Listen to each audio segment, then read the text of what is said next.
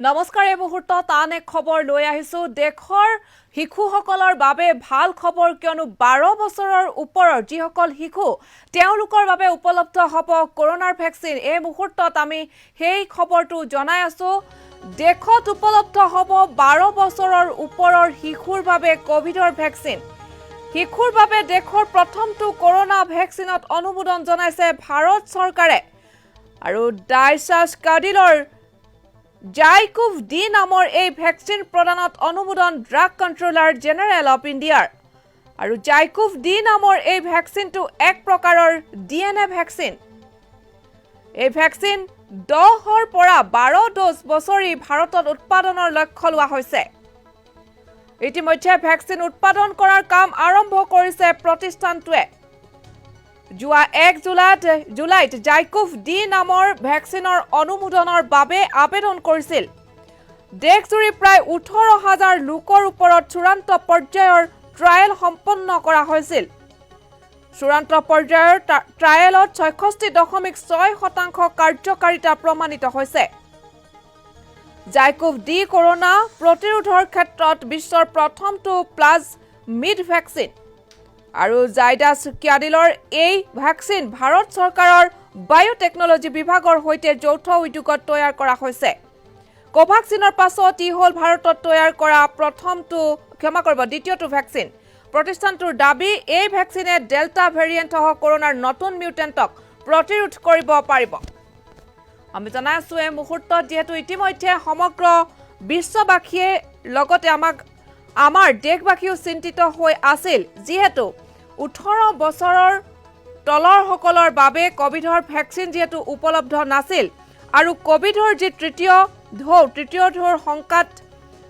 এতিয়াও সমগ্ৰ বিশ্ববাসী বা দেশবাসী আৰু দেখিবলৈ পোৱা গৈছে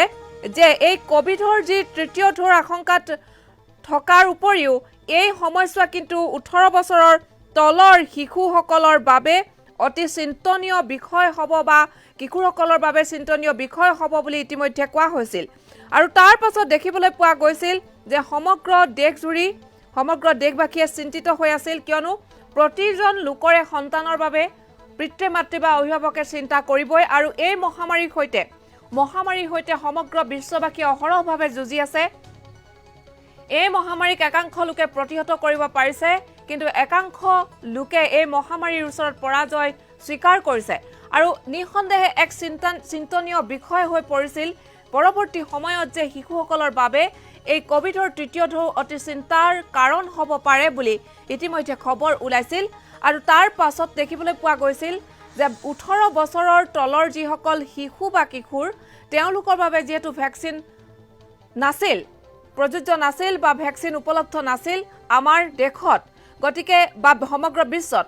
তাৰ পাছত এতিয়া এই চিন্তাৰ কৰাৰ কোনো কাৰণ নাই ইতিমধ্যে ভাৰত চৰকাৰে 12 বছৰৰ ওপৰ শিশুৰ বাবে কৰোনাৰ ভ্যাকচিনত অনুমোদন জনাইছে এয়া সমগ্ৰ দেশৰ শিশুসকলৰ বাবে ভাল খবৰ বা অভিভাৱকসকলৰ বাবে ভাল খবৰ যে যেহেতু তেওঁলোকে চিন্তিত হৈ আছিল এই ক্ষেত্ৰত যে কোভিডৰ তৃতীয় ঢৌৱে সমস্যাৰ বাৰুকৈ সৃষ্টি কৰিব বুলি খবৰ ওলাইছিল আৰু তাৰে পৰিপ্ৰেক্ষিতত সমগ্ৰ দেশৰ অভিভাৱকসকল চিন্তিত হৈ পৰিছিল আৰু তাৰ পাছতে এটা ভাল খবৰ আহিছে যে আহিকল 12 বছৰৰ ওপৰৰ শিশুৰ বাবে কৰোনাৰ ভ্যাকচিন দেশত উপলব্ধ হ'ব 12 বছৰৰ ওপৰ শিশুৰ বাবে কৰোনাৰ ভ্যাকচিন শিশুৰ বাবে দেশৰ প্ৰথমটো কৰোনা ভ্যাকচিনত অনুমোদন জনাইছে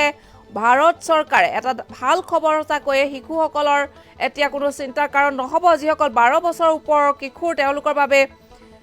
কোনো চিন্তাৰ কাৰণ নহ'ব আৰু এই অনুমোদন জনাইছে এই ভ্যাকচিন প্ৰদানত এতিয়া ভাৰত চৰকাৰে প্ৰথমটো কৰোনা ভ্যাকচিনত অনুমোদন জনাইছে শিশুৰ বাবে দেশৰ প্ৰথমটো কৰোনা ভ্যাকচিনত অনুমোদন জনাইছে আমাৰ দেশৰ চৰকাৰে দেশত উপলব্ধ হ'ব 12 বছৰৰ ওপৰৰ বাবে শিশুৰ বাবে কৰোনাৰ ভ্যাকচিন জাইডাছ কাডিলৰ জাইকোভ ডি নামৰ এই ভ্যাকচিন প্ৰদানত অনুমোদন ড্ৰাগ কন্ট্ৰোলাৰ জেনেৰেল অফ ইণ্ডিয়াৰ আৰু জাইকোভ ডি নামৰ এই ভ্যাকচিনটো এক প্ৰকাৰৰ ডিএনএ ভ্যাকচিন এই ভ্যাকচিন 10ৰ পৰা 12 ডোজ বছৰি ভাৰতত উৎপাদনৰ লক্ষ্য লোৱা হৈছে। ইতিমধ্যে ভ্যাকচিন উৎপাদন কৰাৰ কাম আৰম্ভ কৰিছে প্ৰতিষ্ঠানটোৱে। যোৱা 1 জুলাইত জাইকোভ-ডি নামৰ ভ্যাকচিনৰ অনুমোদনৰ বাবে আবেদন জনাইছিল।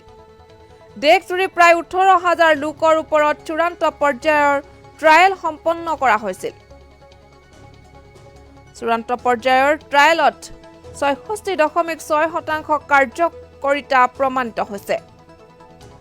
জাইকোভ-ডি কৰোনা প্ৰতিৰোধৰ ক্ষেত্ৰত বিশ্বৰ প্ৰথমটো প্লাজমিড ভ্যাকচিন। আৰু জাইডাছ ক্যাডিলৰ এই ভ্যাকচিন ভাৰত চৰকাৰৰ বায়োটেকনলজি বিভাগৰ সৈতে যৌথ উদ্যোগত তৈয়াৰ কৰা হৈছে। কোভাক্সিনৰ পিছত ই হ'ল ভাৰতত তৈয়াৰ কৰা দ্বিতীয়টো ভ্যাকচিন। প্ৰতিষ্ঠানটোৰ দাবী এই ভ্যাকচিনে ডেল্টা ভেৰিয়েণ্টসহ কৰোনাৰ নতুন মিউটেণ্টক প্ৰতিৰোধ কৰিব পাৰিব।